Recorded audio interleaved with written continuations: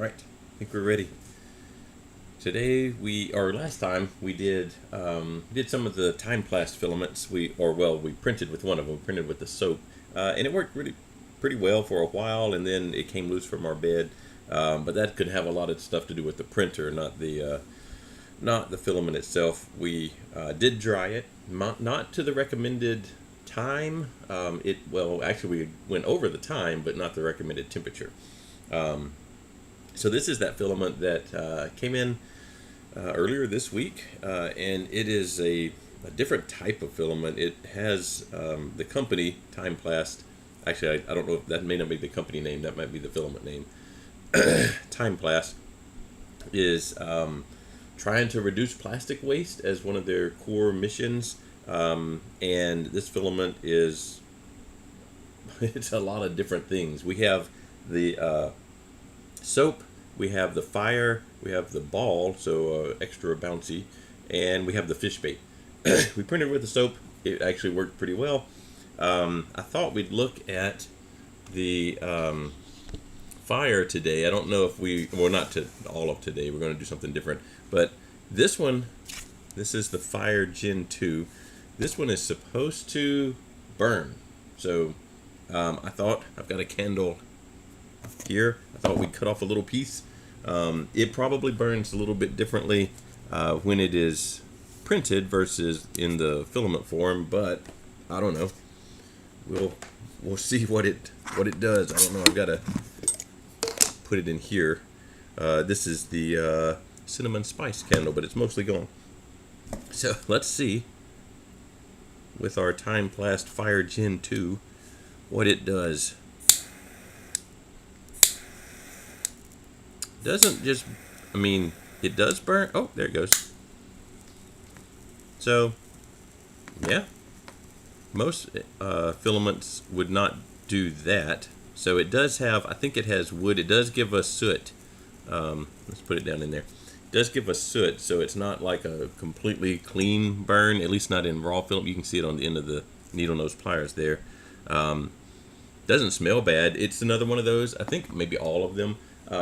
They say that you can add essential oils as they're printing, and the oils will disperse through the printed part. I don't know. I didn't try that. This is just straight off the roll. I did not dry that either. All of their filament says that you're supposed to dry. The one that I looked up and found a number for said 100 degrees Celsius for 2 hours. My filament dryer won't go to 100 degrees Celsius, so I did 50 degrees Celsius for 6 hours. And that one I did not dry, so maybe if we dried it, it would burn slightly differently, but it does burn. It didn't totally consume. There's still some of it left. Let's see if we can get it out. I assume it's cooler now. It is much less than what I started with, maybe half. It's kind of charred. Probably if we'd have let it keep burning, it might have consumed most all of it. I don't know. I read somewhere on their web page that it is mostly water that is the key ingredient to most of these filaments. Let's see if we can get to the fire one and see if it says the same thing. There's another fly. Let's see. Here's actually that one. Let's see. Fire Gen 2, so I guess there have been other fires. I'm trying to get rid of this fly. Burnable, made of water. And wood is the main thing that burns. There's some calcium carbonate. I've seen that in several of their filament profiles. Let's see if I can make this not go off your screen. Gotta squeeze it in a little bit there, maybe. All right. Vinegar. That was very similar to what was in the soap, actually, except for it has a polymerized alcohol, and I assume that's the other than the wood, that might be a lot of the fuel. Prints fast, melts smooth, burns clean. Although mine did not burn clean. There was some soot on this. Now I just burned the filament, not the printed version, so maybe there's some difference there, but it definitely was not a clean burn. So we'll have to see what that's about. Designed to ignite on purpose. Let's see. And then it says stuff you can print, candles, sculptures, all that kind of stuff. So maybe we'll dry that one out and print something with it. Let's see if they have their video. I haven't watched this video.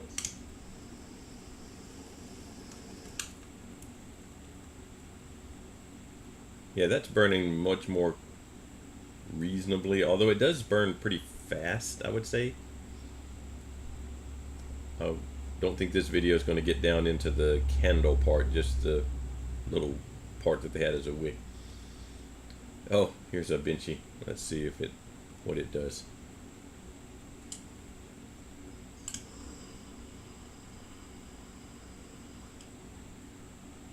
I don't know how to remove that. Yeah, that's sort of like what ours was doing. So interesting. Most filaments are not meant to burn, so that's somewhat different. Also, that's a different color. I don't know if that's the Gen 1, or I did see some of these that you could request a specific color. I assume that you have to buy like 7 rolls or something then for that, or pay more, or both. I don't know. So, yeah, interesting. Another thing or today's main thing, what we're going to do is we're going to put the dual Z axis on the printer. And then I don't think that'll take very long, so we'll look at some of this stuff. I did see a model maker, an AI model maker, and I threw it of the picture. I think the same picture that we used for our lithophane of the Mustang. At least I think that's the one I used for this class earlier, maybe a month ago or so. I gave it that picture. You can kind of see a preview of it over here. That's the picture I gave it. Let's see if I can find the whole picture. Probably on the desktop. It's probably called Mustang. Yes, there's the picture I gave it. So I gave it that picture. That's all I gave it. And it probably took under 5 minutes, I'll say. It wasn't instant, but it wasn't very long at all. So I'm between 0 and 5 minutes, somewhere in that range, to generate this. Now you can tell, for one, the hood scoop is pretty sad. So that's not right. You can tell that it is at least partially aware that this is a car, because the picture didn't give it any idea of what should be on the bottom, but yet there's like some generic chassis types of things. They're not at all right, but there is some idea that, hey, cars are supposed to have something like this underneath them, and it clearly couldn't see any of that, but it did generate that. So there is a little piece of it that this is hightim3d.ai. If you can't see, I think the web address is off. Let me see if I can pull it down some. Oh, that pulled it the wrong way. Hold on. Let me change it over here then. There we go. Now you can see. Now you can see the web address. Hitem, Hitem, not Tim, Tem, 3d.ai. But overall, it's generally good. Also, it's making some assumptions like, oh, they're supposed to have steering wheels. Oh, they're supposed to have seats and a console. Don't know what it thought these were supposed to be, but it did generate those. Windshield wipers are really bad here, but in general the wheels are the same type of wheels, but they're not. It didn't pick those up right. But for 5 minutes, and if it was something that was going to be zoomed way out, that's actually pretty good. I thought I would do one.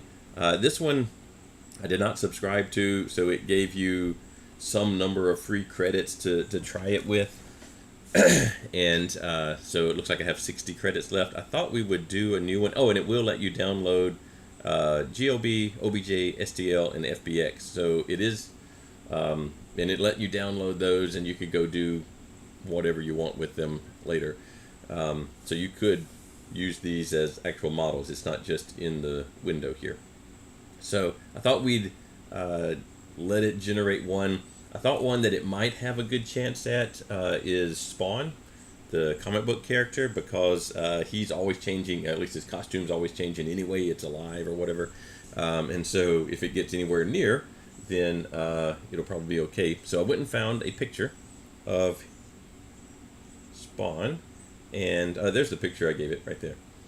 And so it looks like it takes 40 of their credits, and I currently have 60. I assume if you subscribe, I don't know what the price is. Let's see. $10 a month, or you can. Oh, there is a free subscription you can do that gives you 100 credits, which says it's 10 geometry models. Although that one took 60, so I don't know. Maybe I could lower down the resolution or whatever and get more. So there's your subscription plan. I didn't even do the free one. I just logged in, I guess. So maybe that by default that's the free one. I don't know. All right, so let's switch out our picture. I already went and found one. I do think these work better when the picture background is white or plain, so that it can isolate the object. So I got this picture. Right. Oh, you can't see it. Let's load it in. Got this picture, and I don't know. Let's see what it does. And then it'll also give us an idea of how long it takes to generate one of these. It's not instant though, so we'll go over to our printer while it's doing whatever it's going to do. So it's 8:11 right now, and we'll see what it does. I'll try to keep an eye on it. So, let's get our filament and our candle out of the way, or fire pit out of the way. All right, so the Dual Z is this one, Creality one. This, I think, let me look it up real quick. I think it's like maybe $30. Oh, let's look up Creality Dual Z. I'm just on Amazon. Yeah, $26 plus whatever taxes. So, and you can order it now and have it delivered tomorrow, apparently, on Prime anyway. At least if you're close enough to one of the warehouses, which apparently we are for this particular thing. So the idea with this is that this side of our printer is really cantilevered. I mean, it does ride on this vertical piece here with these three wheels, but there's nothing else holding it there. So there can be, now this one again, this one's actually tuned pretty well, but there can be some slop on this. And if you get heavier and heavier hot ends, which we have added weight to ours with our direct drive. Now it's not a lot of weight, but we did add some. This side can sag some. In this particular instance, I don't think our printer is really that bad. I managed to get it tuned in pretty well, but maybe you haven't. Yours is, you haven't gotten it tuned in. You've got a lot of slop over here. If you don't want to add a Z, dual Z, like we're about to do, then things to do to try and fix that are to make sure that this piece is parallel to the other one, the one on the left hand side. So it's on, over there. Make sure those are parallel, because it's possible, even though it seems like it can only fit together one way because it's screwed together at the top and bottom and everything, there is some slack in there.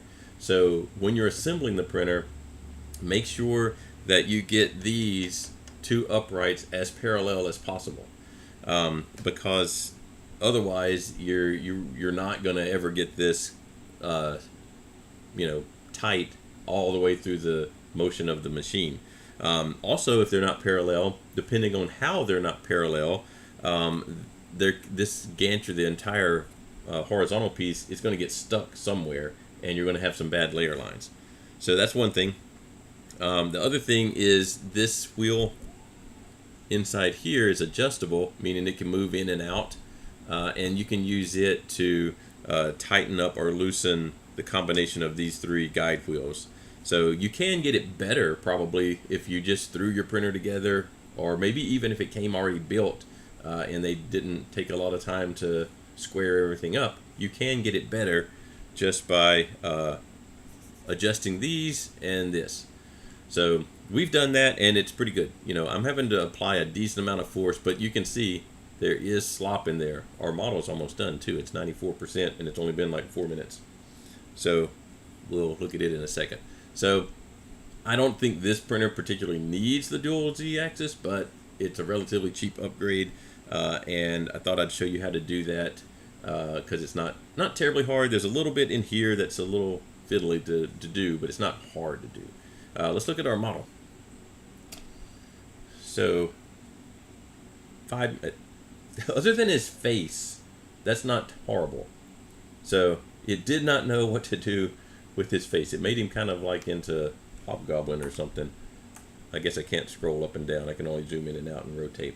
Let's look at our picture, you know, where did it, here it is. So this is what it started with.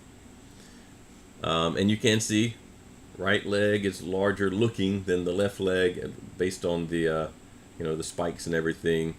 There isn't a whole lot going on in this particular picture for his face, so you can see where it kind of just guessed. It did assume that it was a human-ish form, so it gave him 2 arms. It did give him a head, although it looks really weird. Let's see what it did on the back. The back, it did, you know, it just kind of guessed what was probably back there. So not horrible. You know, maybe we could get a close-up picture of Spawn's head and get it to just generate that, and then go into something like Mesh Mixer, cut this, whatever this is supposed to be, off, and plop on the right one. But, I mean, I don't think it's possible to model this from scratch in 5 minutes based on the picture that you had. I don't think that's even possible for any level of CAD modeler. So I think this is generally pretty good. There's a lot of detail in there. I assume now the chains are kind of like, it doesn't really understand chains. There are chains there, but those links are not, you know, not what you would want. It did know that he has 4 fingers and a thumb on both. Oh, not on that hand. So it didn't know that.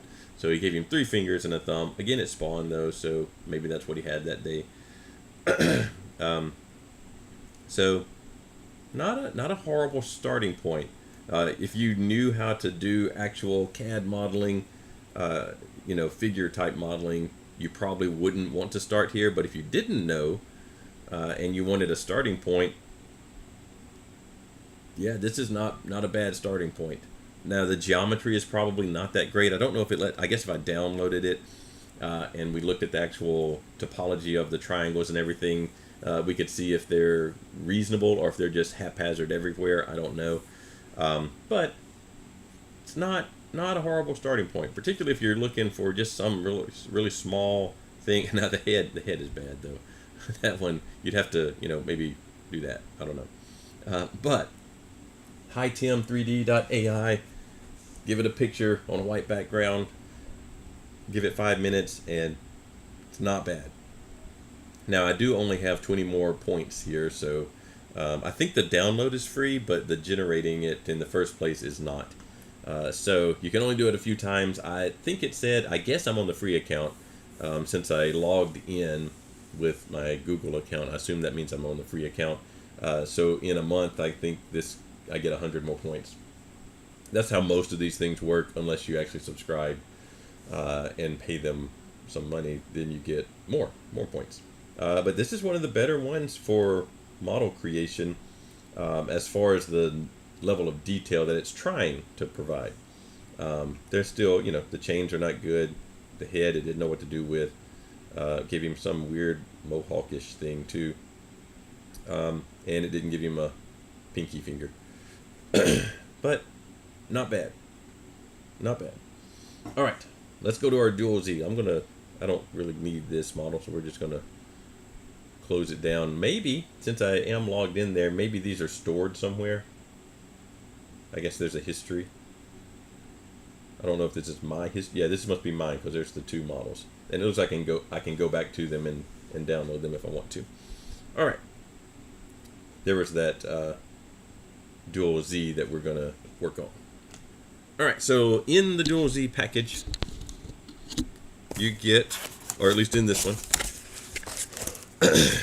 get some amount of instructions. This little bracket is going to relocate our power supply because it's currently in the way of where this Dual Z is going to go. You get a new Z-axis rod. Now, this is one thing that you can't just randomly pick together a Dual Z. Like, you couldn't necessarily take this particular add-on and put it on just any FDM printer. This pattern, this thread pattern, needs to match what's already on there. If you get something with two different pitches, like you get one pitch or lead, maybe lead is what I need to say here, but you know, the spacing, how much is the nut? This is the little nut. Oh, it's attached to something. Well, all right, so I guess the nut doesn't move, but how much travel do you get? Or can I go through that way? Per rotation of your screw, that's the lead. If you get one side that does an inch of travel per rotation and your other side does a ½ inch of travel per rotation, then that's not going to work.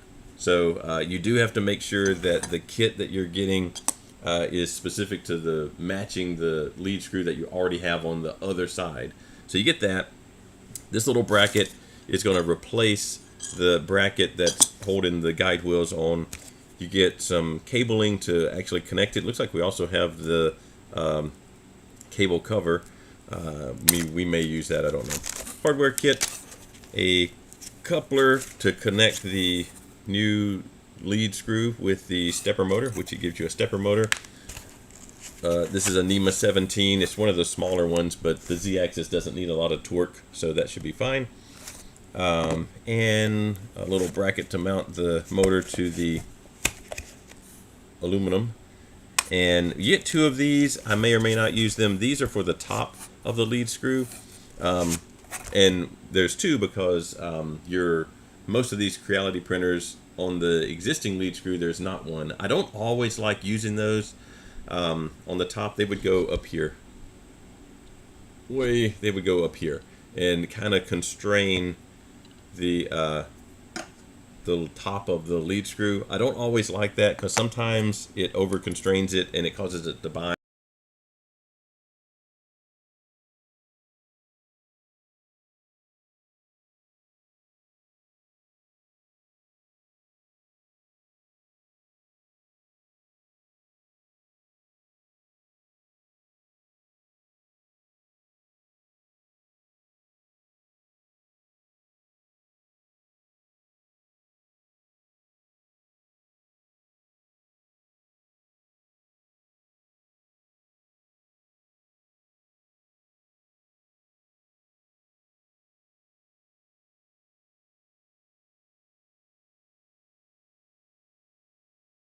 Or Z steppers, but I don't see a reason. In fact, I don't think this cord is going to do that. I assume this is going to be a, there's that. Let's see. Well, oh, this is going to replace, well, so we could do this if we wanted to. So we're going to plug one end into the board, and then the other end is going to be split so that we can plug one into the existing Z and the other end into the new Z axis. So that's how that's going to work. So we will have to open up our little board to get in there. I haven't really cleaned it up yet anyway, so that's fine.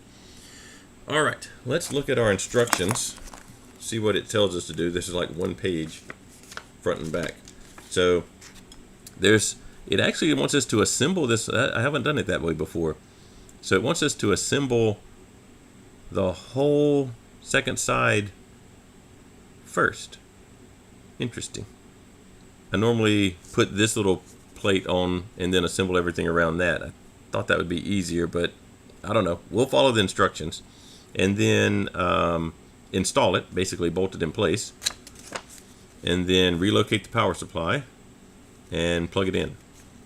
That's it. There's no firmware. There's nothing like that you need to change. So there won't be any firmware. No matter if you're on Clipper or Marlin or whatever, you don't have to do anything to your firmware. You're not changing any of that. Well, let's do it their way. I am not. Again, I am not going to put this upper holder in. It does look like they have some slop in them, so they're not going to be too constrained. So that's better than if this there's a little bearing inside here. If it was completely constrained, I think that would hold everything in possibly a bad bind. But with this one having some slop in it, maybe that's not so bad. Maybe we will put these on. We'll do it last though. All right. Although it might be hard to do that last. Let me see how hard they are to get on with the. Oh no, it's easy to do. All right, so not a big deal. All right, so let's assemble this thing, and let's get our hardware open.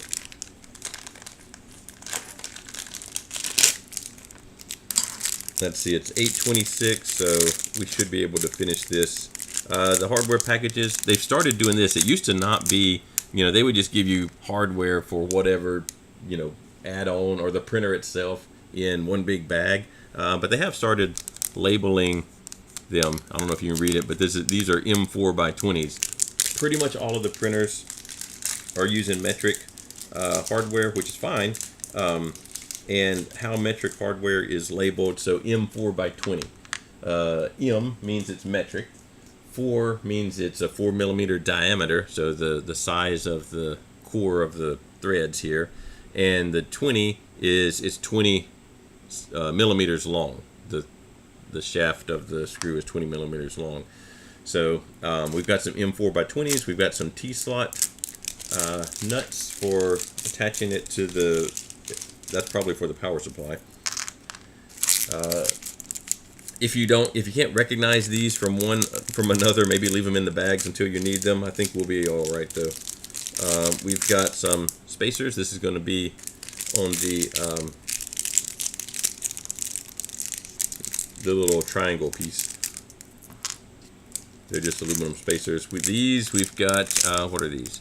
These are larger diameter. These are M6x40, so 6mm diameter, 40mm length. Those.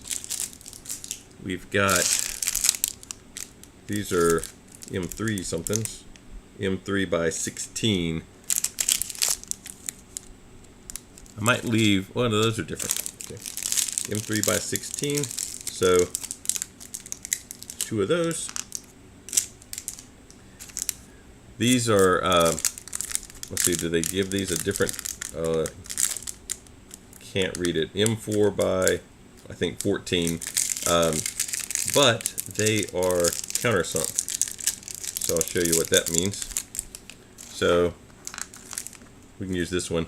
So the head on this one, the bottom of it's just flat, top is rounded, so these could have an R after their designation if they really wanted to be specific for the rounded top. But these are countersunk, meaning that they have this, oh, let's see if we can zoom in on that, because that's harder to see than I thought. Where are we at?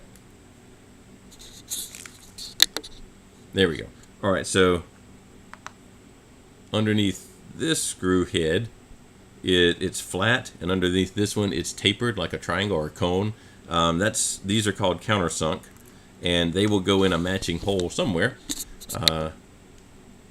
so that their heads, the top of their head is flush with whatever surface they're countersunk into.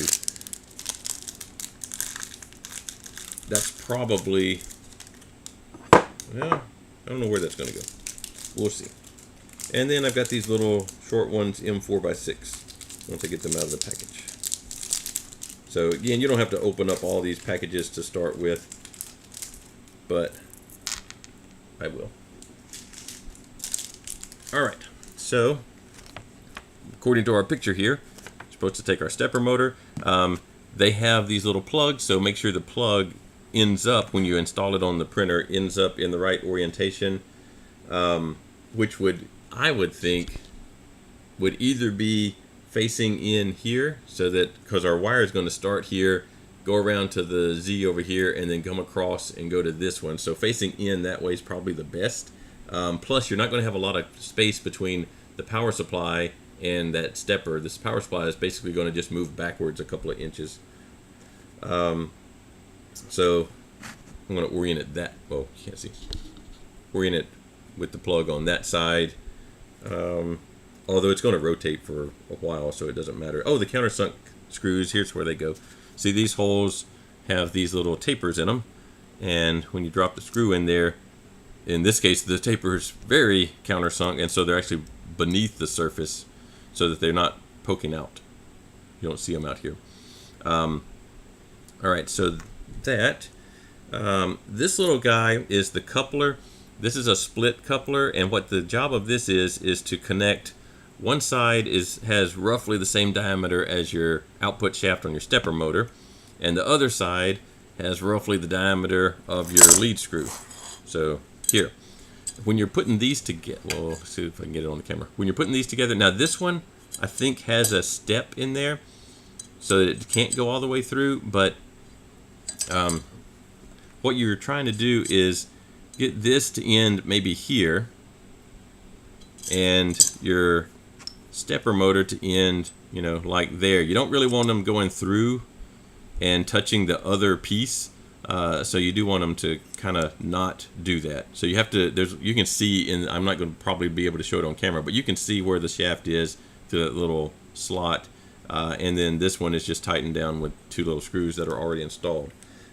This kit did not come with any tools, so you do have to round up some Allen wrenches at least. They're the same Allen wrenches that would have come with your printer, though, so assuming you kept those, you would have those available somewhere. Alright, so I'm going to have to do this off camera so I can see where this is going to be lined up at.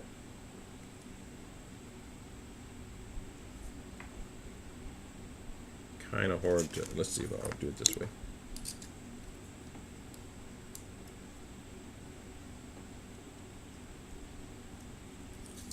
So what I did, I just couldn't do it over there very easy, is I just slid something in here. In this case, my little scraper, palette knife scraper. I slid that in there so that the shaft of the stepper couldn't go into that other half of the coupler. And then I backed off a millimeter or two just by hand and tightened it down.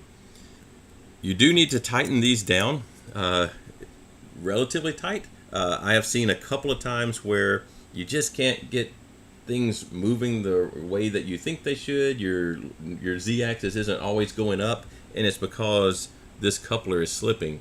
Either this side of it is slipping or this side of it is slipping, and it's not moving your Z-axis. This particularly happens if your Z-axis is somewhere in a bind and it's not super easy to move up and down. It can cause these to slip if they're not tight. First of all, you want your axis not in a bind, but this can also be an issue. The other side, same kind of thing. I'll try and do it here. So I put this in here just so it doesn't go any further. Now this one, there's a step inside here that won't let the lead screw go past it. So there is a internal like step that it hits against, it looks like. So it won't go past there anyway. But there's not one that it can cause that. And you don't want the lead screw touching the end of the stepper motor if you don't have to have it that way. So there's that.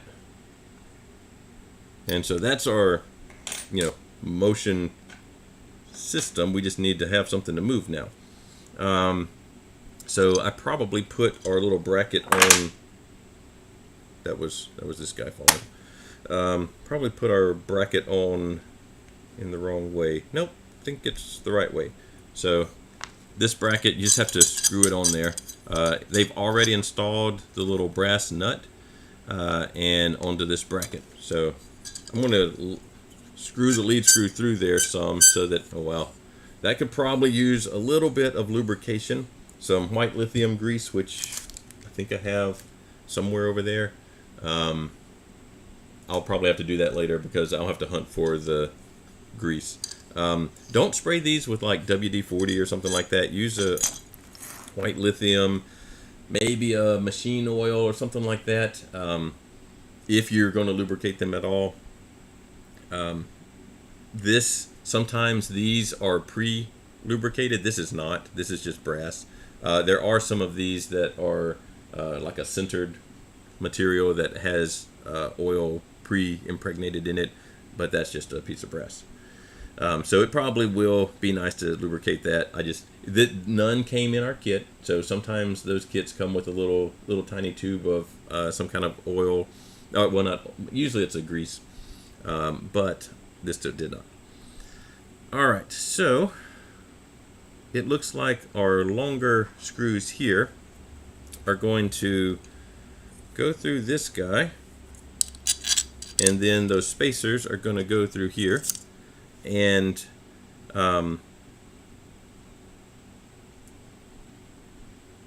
let's see, I'm trying to envision what they've got in. Oh, okay, this one installs a little bit differently than what the others that I've done in the past do.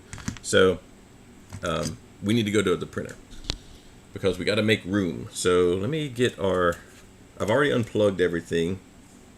Let's get our Raspberry Pi and screen out of the way, and let's rotate.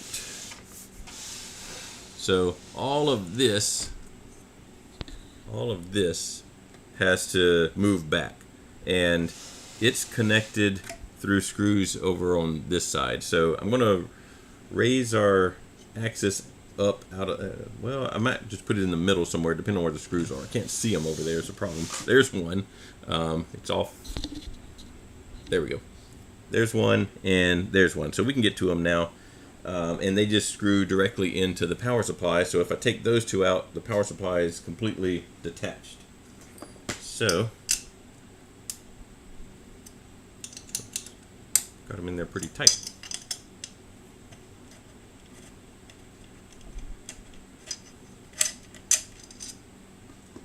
And this guy. May have to move the axis because this one's kind of, I think we got it loose.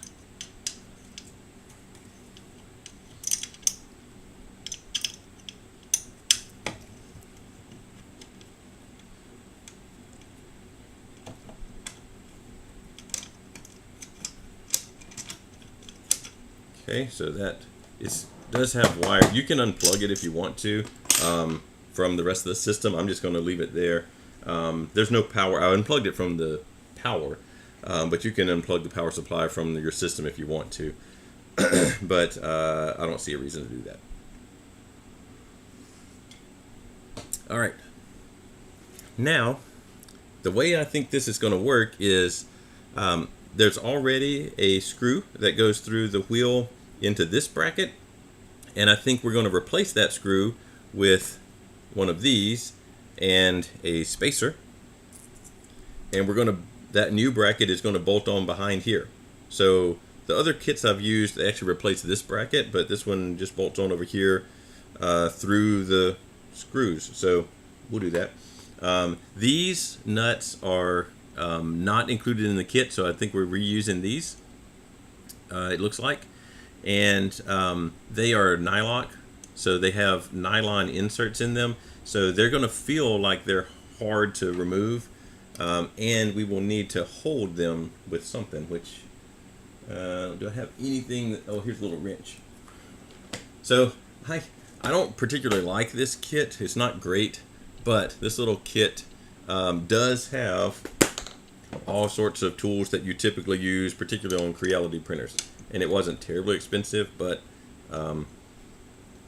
if you have nothing, like if you don't have a wall of tools over there, then it's a good thing to use. Plus, or if you just want to keep all your printer stuff in one little case, it's good for that. What I don't like in it are the Allen wrenches. They're pretty bad. I would want to replace those, but you should have a set, also not great, but a set from your printer of Allen wrenches. So I assume they still sell that. That one's actually, I don't know, maybe 5 years old or so. All I'm doing here is removing the existing wheels. I'll show you, let's see, one thing that I haven't done to this printer, but I do like to do once I get this apart. Alright, this one does not have a nylock nut. It screws into the member here. Actually, it does have a nylock nut. It's just turned backwards. Okay, so how do we... Alright, so we have to do this and back up over here. And that's the same way that we're going to replace this one too. Although, so that's annoying. At least for this printer, I don't know if it's all the printers are going to work this way, but at least for this printer, the screw that's in here, I don't think it's going to come out unless we take this plate off. We'll see. So that's going to be an annoyance. That just may be the way it is, though. And it's not long enough. Is it long enough? I don't think it's going to be long enough to do everything we need to do. It might be. It's almost. Oof, maybe. But it's in there unless we remove this plate. I might see if it's long enough to do what we need to do without taking it out of there. I don't know. It's close. All right. So now we're going to orient this guy with the plug on that side, and then we got to get this lined up. And the only way to do this is to actually raise and lower it.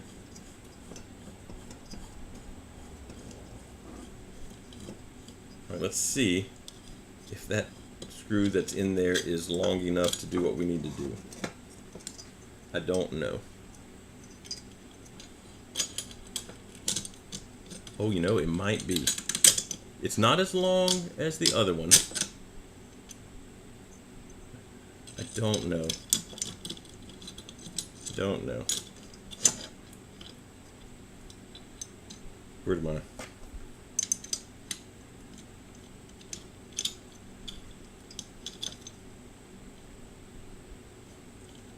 It's super close. But, alright, so in general, these kind of, well, screws in general, you need at least 3 threads to get full strength for tightening anything. And there's like, and the end of this, I don't know if you can tell, but the end of this is not even threaded. And same thing with the one that's stuck in there. So there's maybe 2 threads sticking out. So if you were really desperate, you could make that work. But I think what we got to do is we're going to take this bracket off so that we can get this screw out and replace it with one of these longer ones. So that's not hard. It's just annoying. So there's some screws here holding that bracket on. And I think they're these. Wow, they are super tight too. These do not have nuts. They're screwed directly into the aluminum that's got threaded holes in it. So those are also ones that they didn't give me. So we need to reuse these.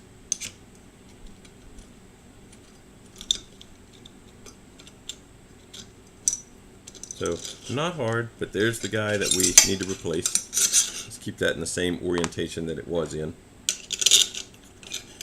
And put everything back.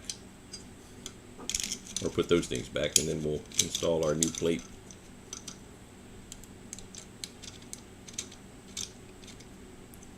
Let's see if there's the other one.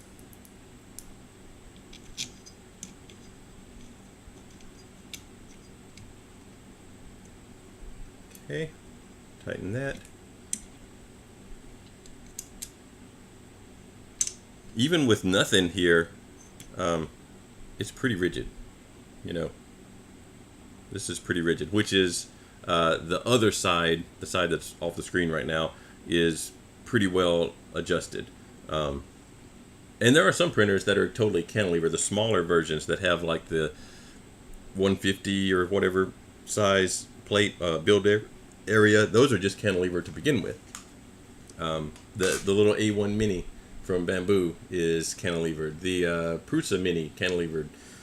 So it's not that you have to have something over here. The bigger your printer is, the more weight that you're putting from your hot end, then yes, you want dual axis of some sort, or maybe not even a gantry that moves up and down at all. Maybe the whole bed moves up and down, but it's not horrible. The faster you want to print, then the fewer locations for ringing and vibrations like this would create, even small vibrations, the better. And so if you're trying to print faster and faster, then you probably don't want this hanging out here unsupported. All right, let's put our stuff back. Let's see, get this guy back again. And we need long screw going through here. We need a spacer. We need a wheel. Whoops, dropped the wheel. You can replace these wheels also if they start wearing or if they get flat spots on them. Oh, this one does have a little bit. It's worn.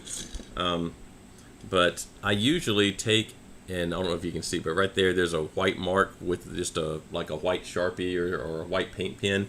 I usually put that on all of the wheels, all 6 of them, or any of them that are moving.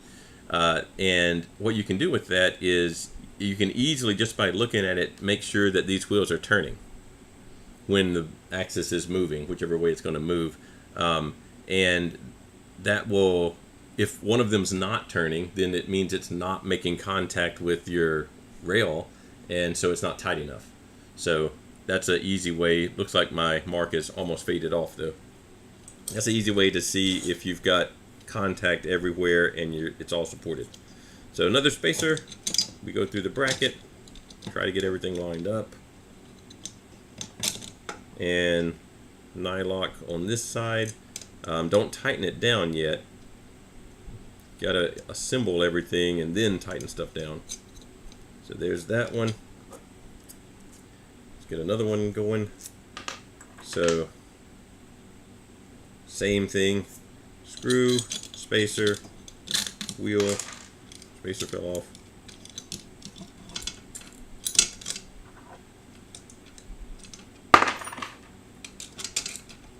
Another spacer through the plate and nylock. These nylock nuts do have an orientation, so let's see. Zoom in a little bit. There we go. So it's a little blurry, but the flat side is the side that's going to go against the plate over here, and the other side you can actually see this one. Whoops, where are we at? The blue in there is the nylon. It's not always blue. Sometimes it's a white color, different colors, but that's the nylon insert. So the flat side against the plate.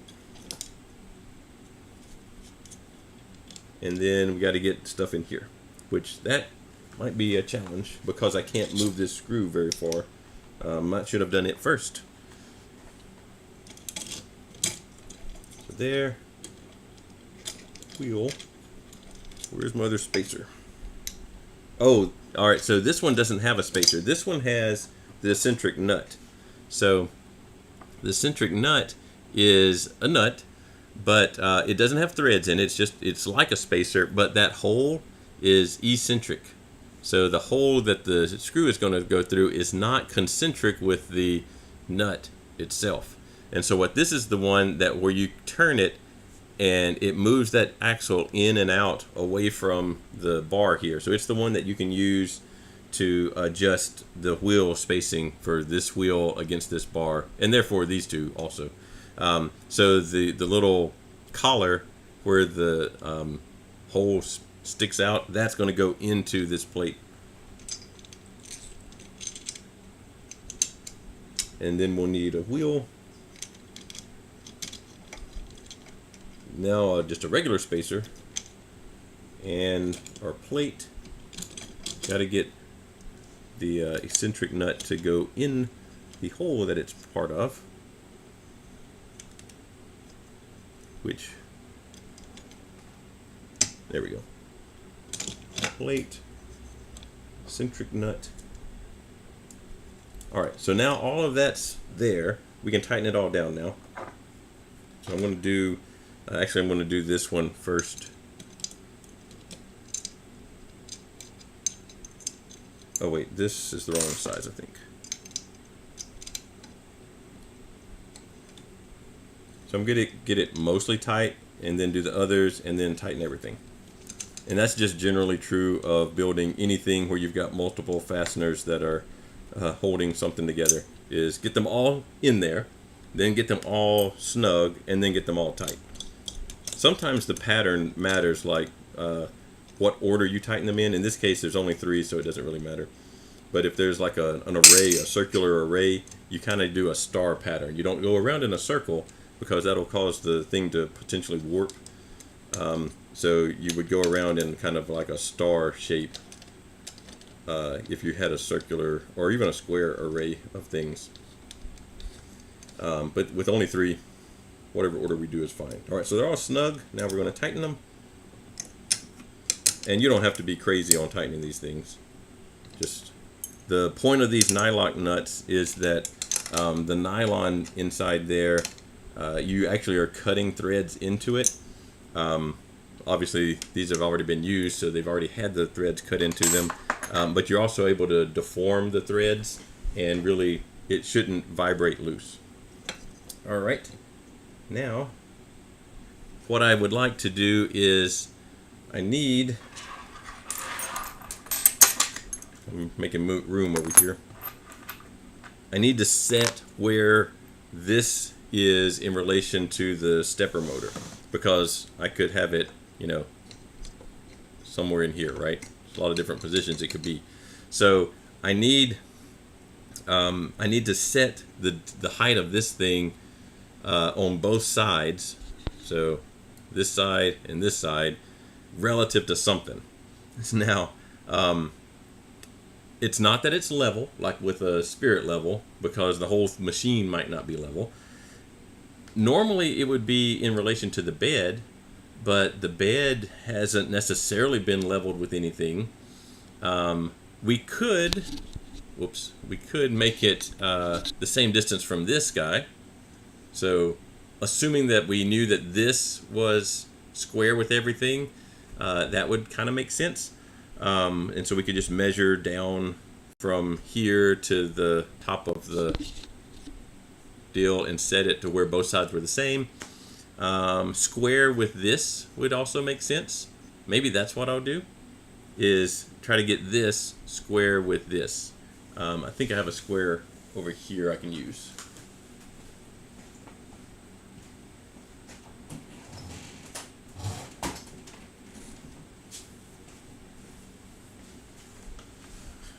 Have a speed square, so maybe that'll be close enough. So the idea would be, I might actually need to get a smaller one, because this one's kind of large for what we're doing here. But that we would have square between here and here, because we could have, and it's in your view of it's kind of skewed, so it might not look square to you. We could have different heights here. So I'm going to put the stepper motor, where's its little mount? Here's its little mount. I'm going to go ahead and mount it close, and then we'll set this.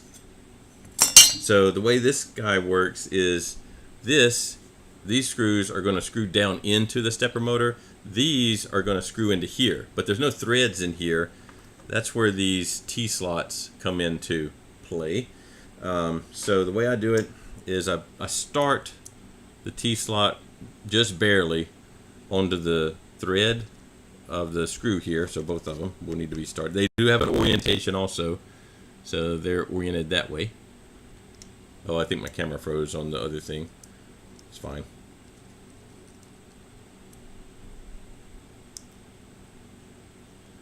So something like that. Dropped one. But they gave me a bunch of them. I'm not sure why they gave me so many. Oh, I guess there's also those top pieces, but there's still way more than I need. Maybe it's in case I drop one. All right, so something like that. And then you can insert these in, and that's going to go this way. Insert them into the rail. It's going to be on the back side. That's what I'm showing you over here. And then if you quickly tighten these little nuts will swing around and they'll catch behind the grooves in here. So that's the plan. I'm going to move my Z out of the way to get this in there to start with. Let's see, let's drop it down somewhere. Just need some room to work back here. Okay. When you are doing these, if you can see that they swung around, that's good.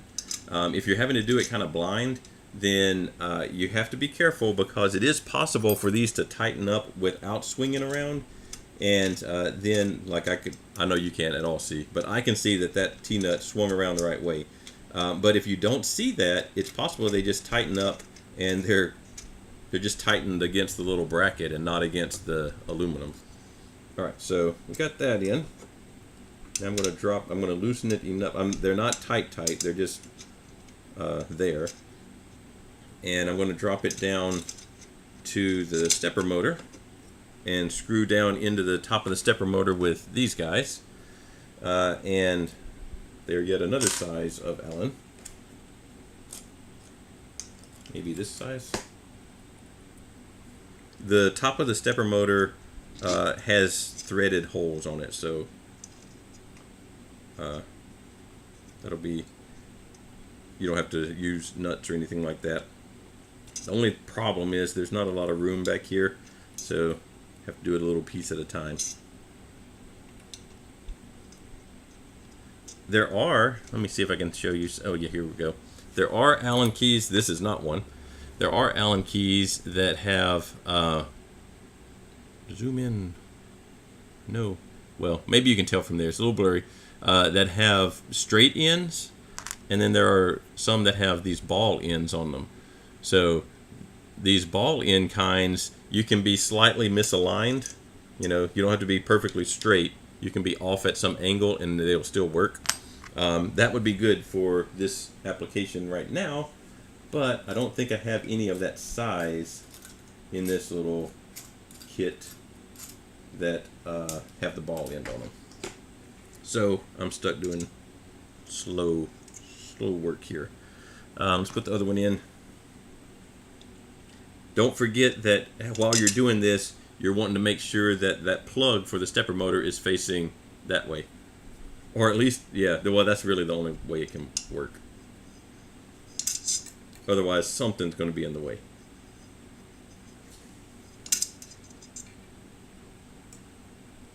I might not tighten this one all the way just in the interest of time.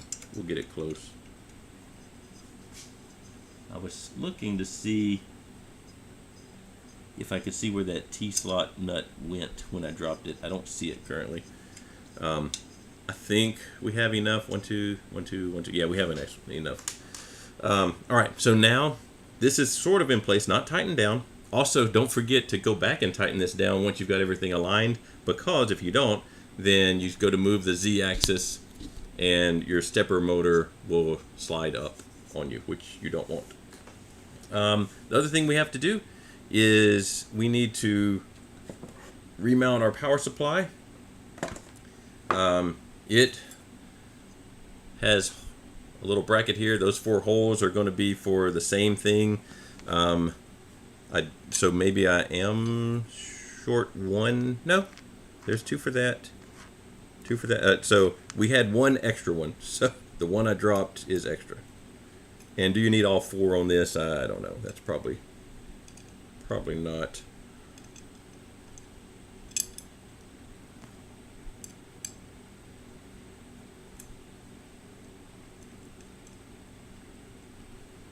Let me see which way they want this to mount. Okay, that'll be all right. So they've got it mounted where the power supply is really hanging off the back, which is fine, I guess. Unless you're trying to save space. You might lose a little bit of space behind the printer.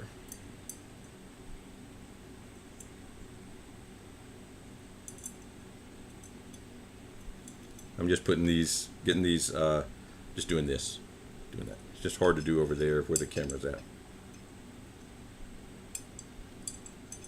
So it's 9, so we've taken right around 30 minutes.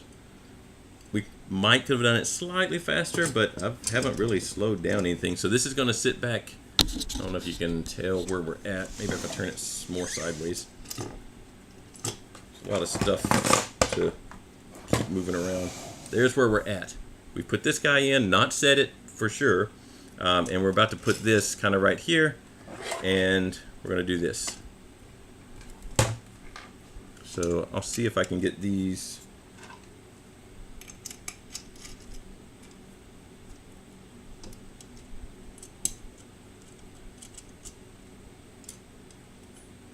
Okay. You could probably go ahead and mount the power supply and then do this, but I don't know, we'll do it this way. I think there's enough room to get the screws in.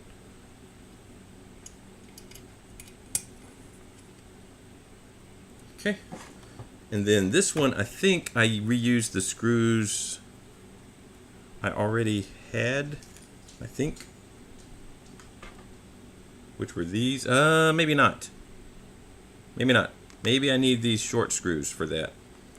Although I'm running out of 1, 2, 3. Yeah, I think I use these because if I go with these originally went through all of this to tie into the power supply, and they would certainly go in much further because now they're only going through this little thin piece, and I don't know what's inside the power supply that they might touch, so you want to use the short screws.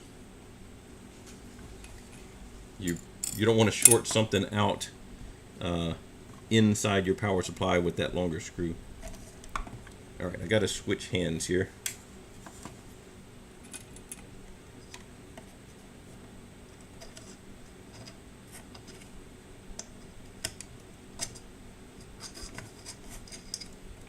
All right.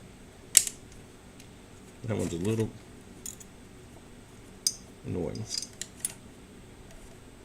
There are all these fins in there, and the screw keeps wanting to try to thread into the fins instead of in the actual threaded hole. All right, so that one's there. Let's put the bottom one in. See if we can get it to line up also.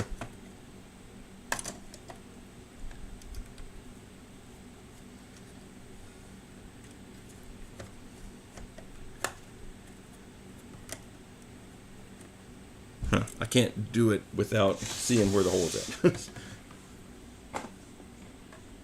There it is. All right.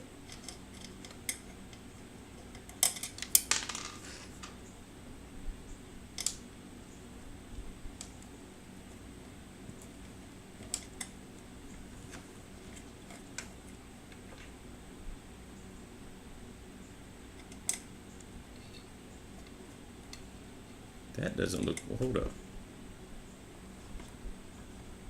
There it is. That was not the hole, it was more those fins.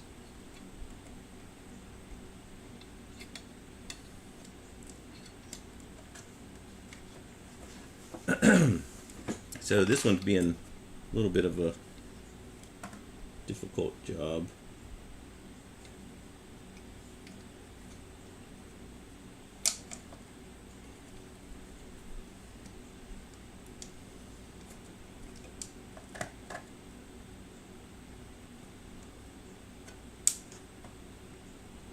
For one, they're really short, so you can't hold them very well. This would have definitely been easier to do this and then put the bracket on versus put the bracket on and then this.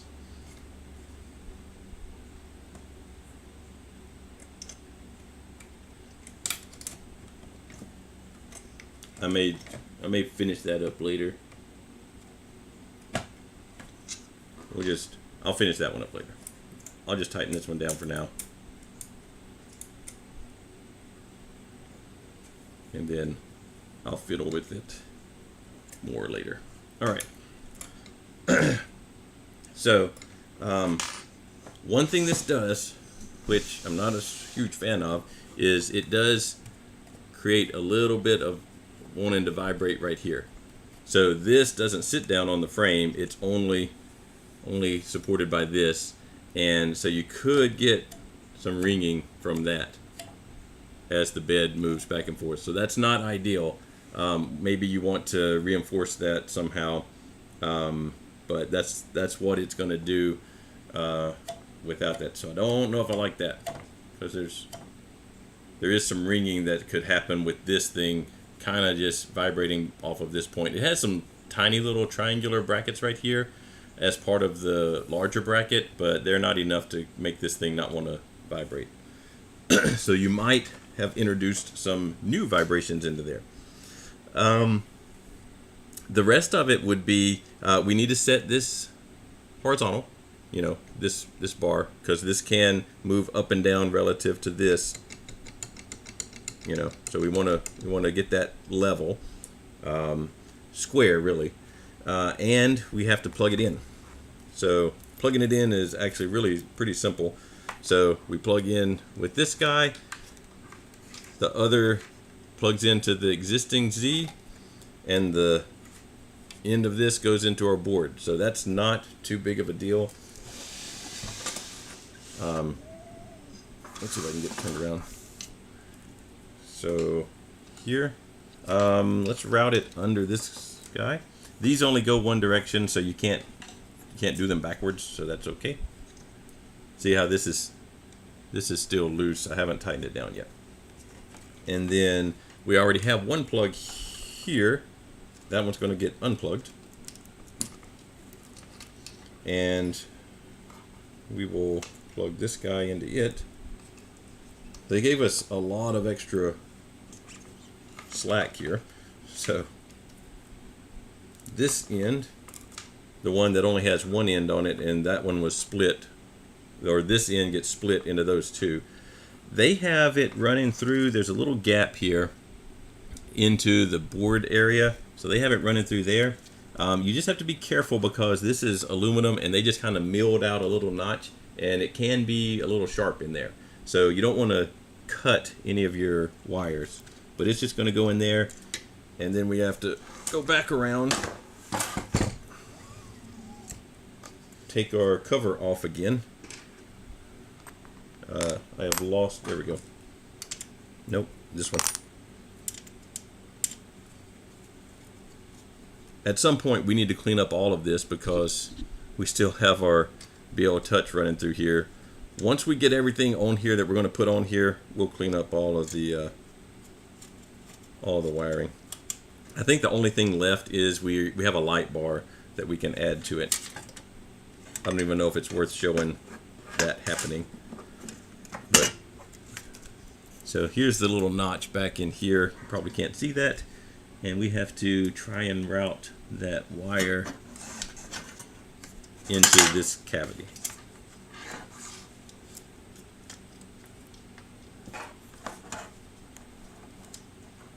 Let's see. See it? Oops. So there it is. And this is where pulling it through, you don't want to just pull it through all willy-nilly because you can scrape the coating off. Now this board does have, if we get over here to it,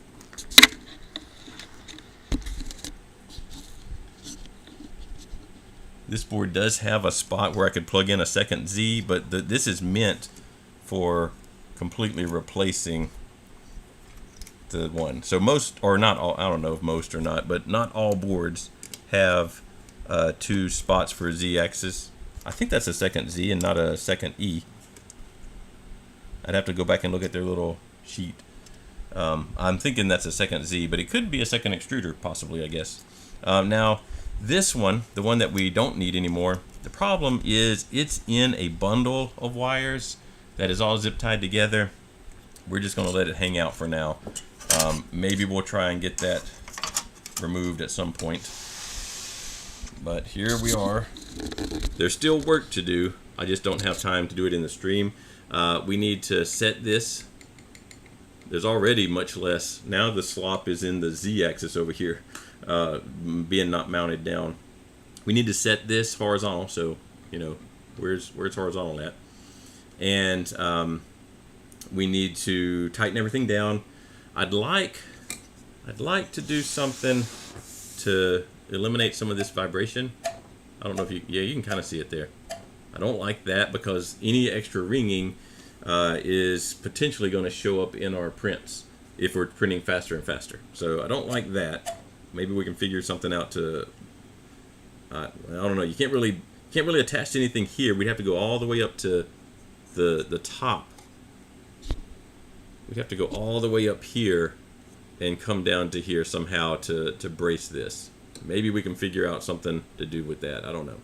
There's some screw holes up here that we might can take advantage of, and then a bracket up that ties in with this, or maybe the top, so that we don't have that vibration happening. We have to decide if we want to put these guys on.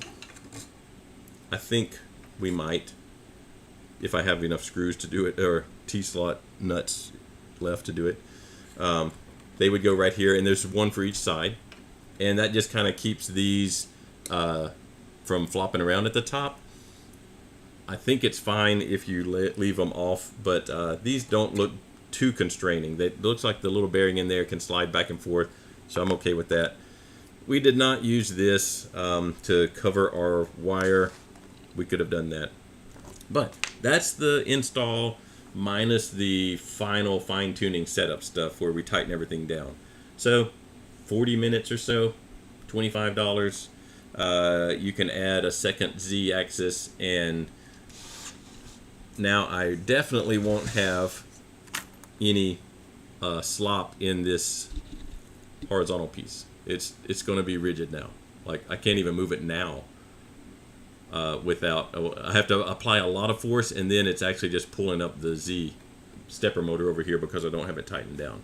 So if that's something you want to work on, that is relatively inexpensive upgrade. There are some I've seen printed kits where this power supply ends up under here. I think this power supply is too big. There are thinner power supplies where they will actually fit underneath the bed back here. So in this spot right here, I don't think this power supply will, though. I think it's too thick.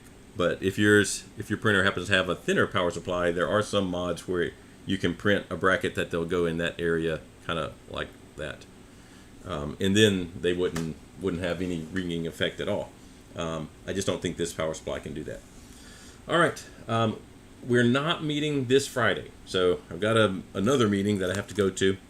So we will be back. See if I can make the camera decide to come back on. We'll be back Monday. So this Friday, no meeting. I do have some stuff if you want to watch a previous video, though the stuff for today that I've done in the past has been on intellectual property in the context of 3D printing. And so I think, well, I don't know if that video, I don't know where the video is that goes along with that. I'll have to find it. But that could be if you just want to see something on Friday related to 3D printing, you could do that one. But we won't meet live on Friday. We'll be back on Monday. All right, I will see y'all on Monday.